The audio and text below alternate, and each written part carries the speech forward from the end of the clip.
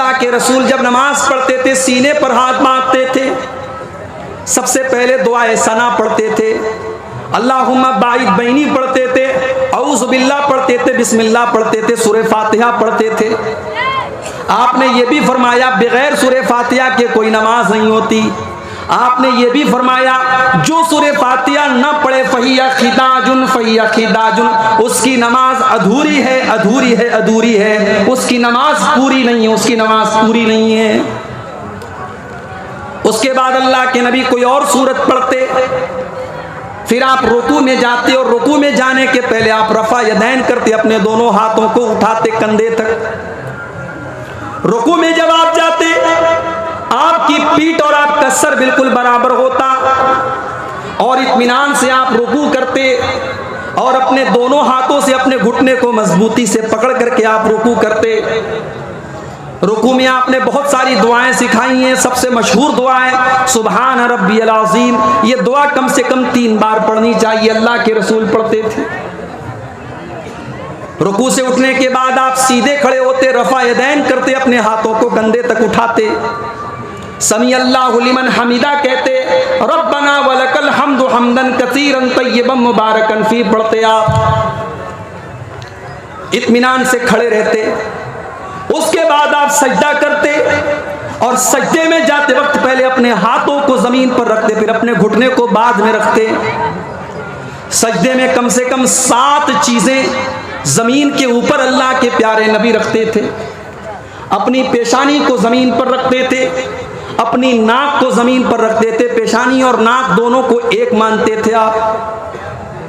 दोनों हाथों को जमीन पर रखते, दोनों घुटनों को जमीन पर रखते और दोनों पैरों को भी जमीन पर रखते और पैरों की उंगलियों को मोड़ करके उनका रुख किबला की तरफ कर लेते और आप इत्मीनान से सजदा करते।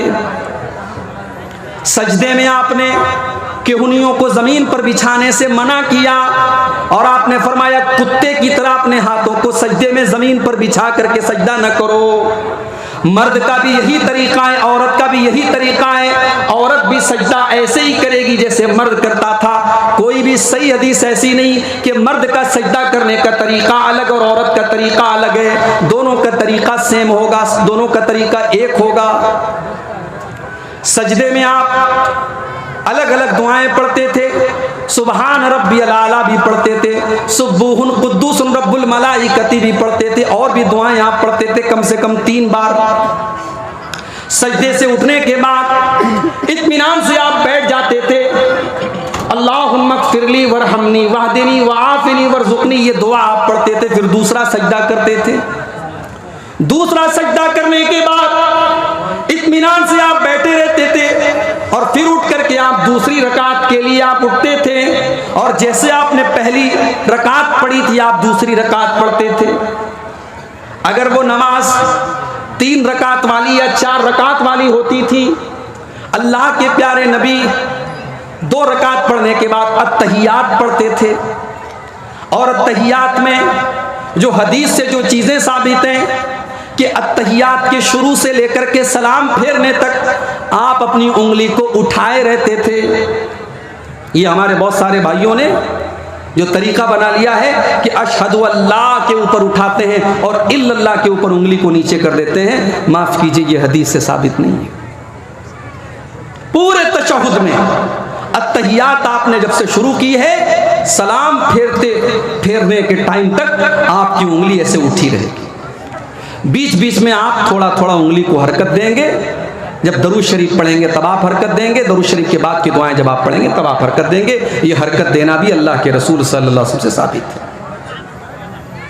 तीसरी रकात के लिए जब आप खड़े होते तो आप रफा यदैन करके अपने हाथों को सीने पर बांध लेते।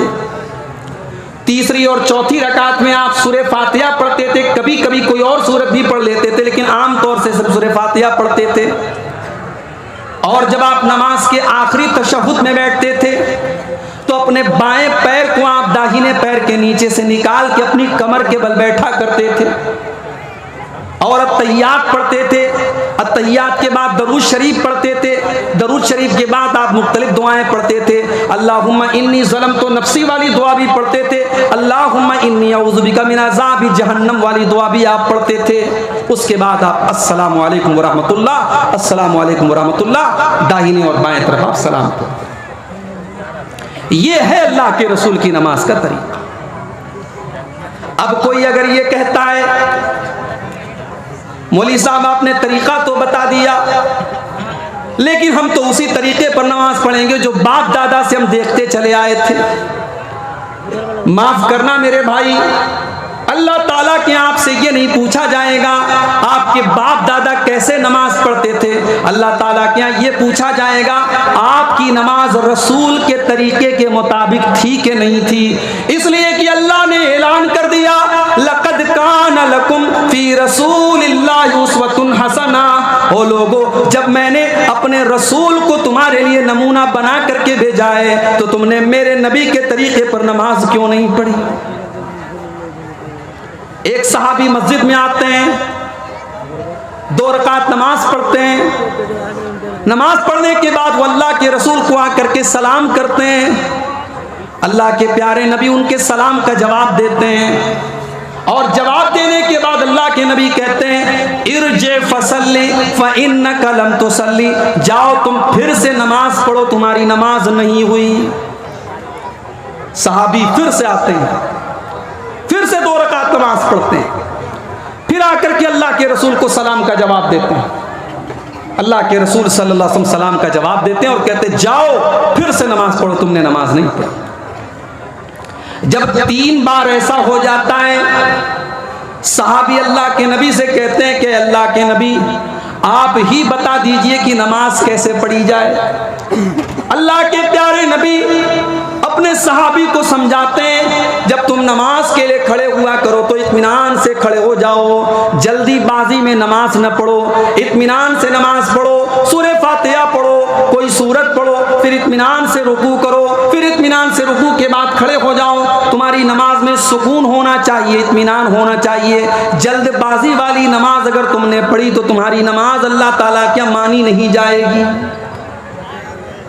मेरे भाइयों, अपनी नमाजों का जायजा हम और आप ले लें कि हमारी नमाजें अल्लाह के रसूल के तरीके के मुताबिक हैं क्या नहीं।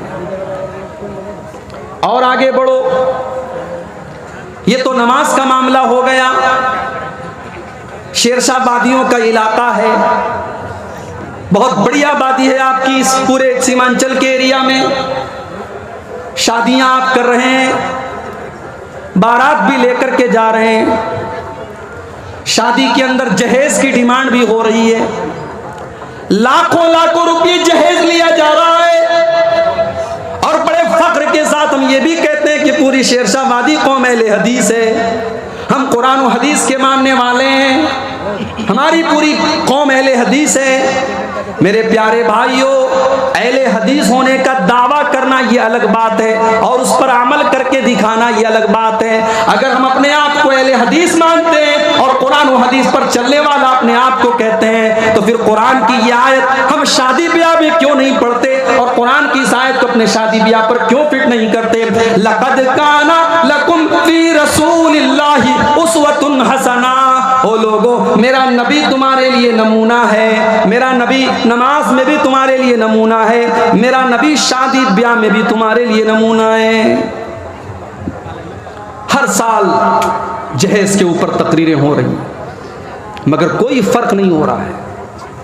गरीब बाप बेचारा लड़की की शादी कैसे करे, समाज में कोई समझने वाला नहीं है।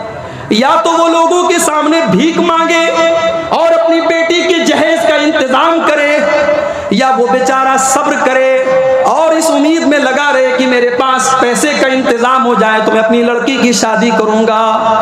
30-30 साल की गरीब लड़की आज जवानी की दहलीज को पार कर रही है। आज गरीबों की लड़कियां अपनी इज्जत और आबरू की हदों को क्रॉस कर रही हैं, अपनी इज्जत और आबरू की लिमिट को क्रॉस कर रही हैं। मेरे प्यारे भाइयों, अगर वो गरीब की बेटी के कदम अगर बहक गए, मुझे बताओ उसका जिम्मेदार कौन होगा? आपने नमाज तो रसूल के तरीके के मुताबिक पढ़ी, आपने रोजा तो नबी के तरीके के मुताबिक रखा, आपने हज तो नबी के तरीके के मुताबिक किया, मगर माफ कीजिएगा, आपके शादी ब्याह में रस्म और रिवाज की जो लंबी लिस्ट है उसको अगर आपने नहीं तोड़ा और उसको आपने खत्म नहीं किया तो आपने इस आयत पर अमल नहीं किया, लक़द कान लकुम फी रसूलिल्लाहि उस्वतुन हसना, कि तुम्हारे लिए अल्लाह के रसूल की जिंदगी नमूना है।